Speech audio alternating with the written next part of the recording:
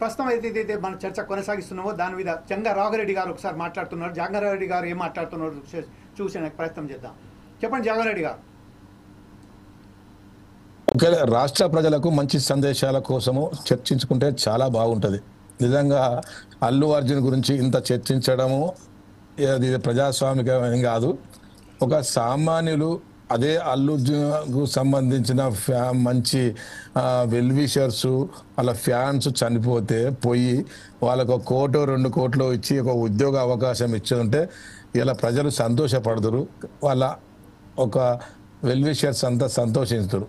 అది కాకుండా దాన్ని ఇంకా ప్రజలలో చర్చించి టీవీలలో పత్రికల మీద ప్రభుత్వాలను ప్రతిపక్షాలను లాగి ఇది ఒక ఇష్యూ చేస్తూ ఉన్నారు.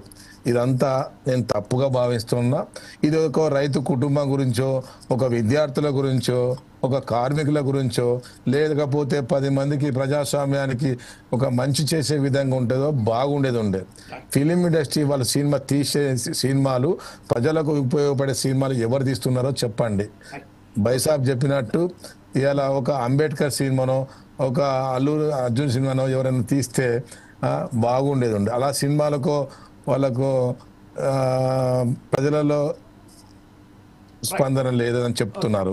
వీళ్ళ సినిమాలకు ఒక గుండా ఒక స్మగ్లింగ్ లేకపోతే వాళ్ళకు విధ్వంసాలు చేసిన వాళ్ళకు సినిమాలు తీసుకుంటూ వాళ్ళకి రేటింగ్ పెంచుకుంటూ ఒక క్రేజీ పెంచుకుంటూ లక్షల కోట్లు గాయిస్తున్నారు.